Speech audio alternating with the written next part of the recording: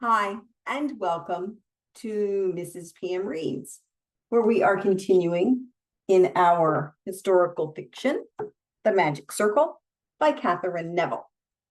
In our last video, to keep it as brief as possible, it was still AD 60.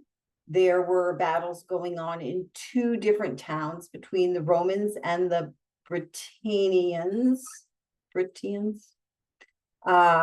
And Joseph of Arimathea and a druid were watching one of the battles that wasn't going well. And then a messenger went to the commander of Rome and said the other battle had been completely lost, and the winning army was being run by a woman, and they were heading towards Londinium, I think is what they called it, Londinium.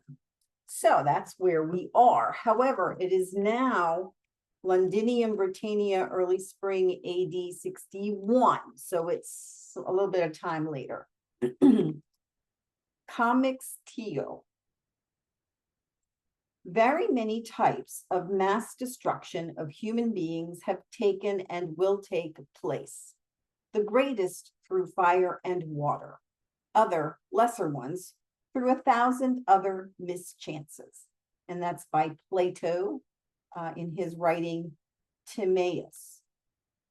Londinium had not been the largest town in Britannia, nor the oldest or most important, as Joseph of Arimathea knew, but it had once been one of the loveliest, situated as it was on the broad, placid bosom of the great Mother River. Today, as he walked for the last time along the riverbank, there was no Londinium.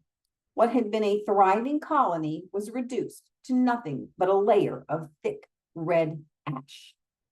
Joseph watched the Romans across the river as they drove their chain gangs of native laborers through the rubble, and he understood exactly how much had been lost through the destruction of this city, and exactly how long this act of British vengeance, however justified, would be paid for by the Britons. The Romans, realizing the town was indefensible, had abandoned it until they could amass a larger force. Now, with 3 Roman cities, including Londinium, destroyed, the rebellion had been crushed. The rebels, wholly unequipped to contend with fully armored and trained Roman legions, had been pinned against their own wagons and massacred, methodically butchered along with their own horses and pack animals. Boudica and her daughters were dead, poisoned by their own hand, choosing the forgiveness of God rather than a future at the hands of the Romans. But because the rebels had abandoned their homes last spring, before sowing their crops, to pursue vengeance and war, the land was barren, and famine had raged all winter. Sorry, I'm bumping my table a little bit here. Now there was an endless supply of native slave labor available to the Romans, which would encourage any colony to wax and grow fat with more settlers than ever there were in the past. The Romans would rebuild Londinium soon, Joseph knew, this time with stone and brick for stability and strength, rather than clay and wattles. There would be fortifications and garrisons.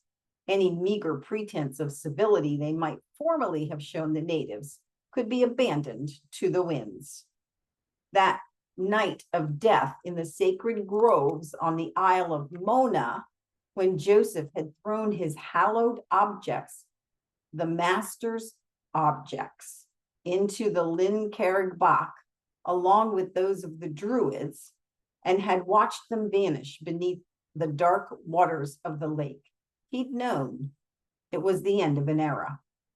But what had really been accomplished of all they'd once hoped and planned. What would become of the objects the master had wanted them to safeguard? Would they or the master ever rise again? It had been 30 years since the master's death. Joseph was now nearly 70, and everything he fought so hard to preserve seemed to be washing away beneath his feet. When he'd returned here to the South last year, for example, it was only to discover that his small sod-walled church at Glastonbury, along with the most of southern Britannia, had been burned to the ground during the year-long civil unrest. It seemed everything he lived for and the master had died for was vanishing in a cloud floating off on the horizon. Even those words of the master that both Joseph and Miriam had fought so hard to preserve for so long were now back in clay cylinders, tucked away in a cave in the Cambrian hills. And lacking a proud tradition like that of the Druids, an oral tradition that the master himself had hoped would preserve his words and actions in memory forever.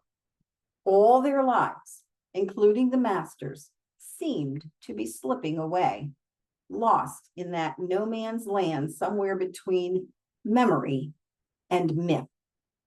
Conquerors wrote history, as was often pointed out, but history was what had already happened.